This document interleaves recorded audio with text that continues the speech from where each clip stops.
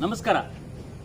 ನಾನು ಅಡ್ಡಂಡ ಕಾರ್ಯಪ್ಪ, ಕೇರಳದ ಕಾಸರಗೋಡಿನ ಯಡಿಯೂರು ಮಠದಲ್ಲಿ ಮಾತಾಡ್ತಾ ಇದ್ದೆ. ಈ ಯಡಿಯೂರು ಶಂಕರಾನಂದ ಸರಸ್ವತಿ ಈ ದೇವಾಲಯದ ಒಂದು ಮಹತ್ವ ಇದೆ. ಕೇಶವಾನಂದ ಭಾರತಿ ಶ್ರೀಪಾದಂಗಳವರು ಅವ್ರದ್ದೊಂದು ಪ್ರಕರಣ ಇಡೀ ಭಾರತದಲ್ಲಿ ಇವತ್ತಿಗೂ ಜನನ. 1975ರಲ್ಲಿ ಶ್ರೀಮತಿ ಇಂದಿರಾ ಗಾಂಧಿಯವರು ದೇಶಕ್ಕೆ ತುರ್ತು ಪರಿಸ್ಥಿತಿಯನ್ನು ಹೇರಿದ ನಂತರ ಕೇರಳ ಸರ್ಕಾರ ಈ ಯಡಿಯೂರು ಮಠದ ಆಸ್ತಿಯನ್ನು ಕಬ್ಜಾ ಮಾಡಿಕೊಂಡಿದೆ.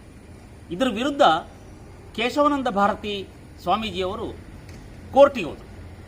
ಈ ಕೋರ್ಟಿಗೆ ಹೋದ ಸಂದರ್ಭದಲ್ಲಿ ಇದು ವಿಶೇಷವಾದ ಸಂವಿಧಾನಕ್ಕೆ ಸಂಬಂಧಪಟ್ಟ ಪ್ರಕರಣ ಅಂತ ಹೇಳಿ ಆಗಿನ ಖ್ಯಾತ ನ್ಯಾಯವಾದಿ ನಾನಿಗಿ ಪಾಲ್ಕಿವಾಲಾರವರು ಇದನ್ನು ಸುಪ್ರೀಂ ಕೋರ್ಟಲ್ಲಿ ವಕಾಲತ್ತನ್ನು ವಹಿಸಿಕೊಂಡರು. ಇದರ ಹೋರಾಟ ಭಾಳ ದೀರ್ಘಕಾಲದವರೆಗೆ ನಡೆದು ಸಂವಿಧಾನದಲ್ಲಿ ಅತ್ಯಂತ ಮಹತ್ವದ ಒಂದು ಆದೇಶ ಹೊರಟುಪಟ್ಟು ಆ ಸುಪ್ರೀಂ ಕೋರ್ಟಿನ 7 ಜನ ನ್ಯಾಯಾಧೀಶರ ಪೀಠ ಒಂದು ಮಹತ್ವದ ಆದೇಶವನ್ನು ಕೊಡ್ತು. ಯಾವುದೇ ಕಾರಣಕ್ಕೆ ಸಂವಿಧಾನದ ಮೂಲ ಆಶಯಗಳನ್ನು ಬದಲಿಸಬಾರದು ಅಂತ. ಇದು ಕೇಶವಾನಂದ ಭಾರತಿ ಸ್ವಾಮೀಜಿಯವರ ಪ್ರಕರಣ ಅಂತೇಳಿ ಇವತ್ತಿಗೂ ಖ್ಯಾತಿ ಹೊಂದಿದೆ. ಈ ಸ್ವಾಮೀಜಿಯವರ ಈಗಿನ ಯಾರು ಇದ್ದಾರೆ, ನಮ್ಮ ಸಚ್ಚಿದಾನಂದ ಸ್ವಾಮೀಜಿಯವರು ಭಾಳ ಅತ್ಯುತ್ತಮವಾಗಿ ಈ ಮಠವನ್ನು ನಡೆಸ್ತಾ ಇದ್ದಾರೆ, ಪ್ರಗತಿಪರವಾಗಿ ನಡೆಸ್ತಾ ಇದ್ದಾರೆ.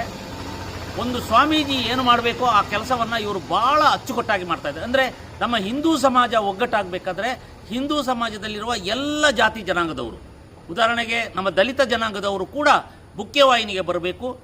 ಇಲ್ಲಿ ಜಾತಿ ವೈರುಧ್ಯಗಳನ್ನು ತೊಡೆದು ಹಾಕಬೇಕು ಅಂತೇಳಿ ನಮ್ಮ ಈ ಸ್ವಾಮೀಜಿಯವರು, ಸಚ್ಚಿದಾನಂದ ಸರಸ್ವತಿ ಸ್ವಾಮೀಜಿ ಯಾರಿದ್ದಾರೆ ಅವರು ಹರಿಜನ ಕೇರಿಗಳಿಗೆ ಭೇಟಿ ಕೊಡ್ತಾ ಒಂದು ಪ್ರಗತಿಪರವಾದ ವಿಚಾರವನ್ನು ಹಿಂದುತ್ವದ ನೆಲೆಯಲ್ಲಿ ಕಾಸರಗೋಡಿನಲ್ಲಿ ಮಾಡ್ತಾ ಇದ್ದಾರೆ. ಈ ಯಡಿಯೂರು ಮಠಕ್ಕೆ ನಾವು ಹ್ಯಾಟ್ಸ್ ಆಫ್ ಅಂತ ಹೇಳಿದ್ದೇವೆ. ಇಲ್ಲಿ ಈ ಕಾರ್ಯ ನೀವೊಮ್ಮೆ ಬನ್ನಿ, ನಮ್ಮ ಇಲ್ಲಿಯ ಪೂಜಾ ಕೈಂಕರ್ಯವನ್ನು ನೋಡಿ. ಸ್ವತಃ ಇಲ್ಲಿಯ ಸ್ವಾಮೀಜಿ ಯಾರಿದ್ದಾರೆ ಅವರು ಸ್ವತಃ ಪೂಜೆ ಮಾಡೋದರಲ್ಲದೆ ಈ ಕೈಂಕರ್ಯವನ್ನು ನಡೆಸ್ತಾ ಇಲ್ಲಿ ಹಿಂದುತ್ವವನ್ನು, ಹಿಂದೂ ಸಂಸ್ಕಾರವನ್ನು ಮತ್ತು ಇಂದು ಶಾಲೆಯನ್ನು ಕೂಡ ಇಲ್ಲಿ ನಡೆಸ್ತಾ ಇದ್ದಾರೆ. ಕೇರಳದ ಭಾಗದಲ್ಲಿ ಕಮ್ಯುನಿಸ್ಟರು ಯಥೇಚ್ಛವಾಗಿದ್ದಾಗ ಇಲ್ಲಿ ಮುಸ್ಲಿಂ ಲೀಗಿನ MLA ಕೂಡ ಇದ್ದಾಗ ಇಲ್ಲಿ ಹಿಂದುತ್ವದ ಕೆಲಸವನ್ನು ಅದ್ಭುತವಾಗಿ ಮಾಡ್ತಾ ಇದ್ದಾರೆ. ಇವೆಲ್ಲ ಒಂದು ಸರಿ ಈ ಮಠಕ್ಕೆ ಭೇಟಿ ಕೊಡಬೇಕು ಅಂತ ನಾನು ಕೇಳ್ಕೊಳ್ತಾ ಇದ್ದೇನೆ.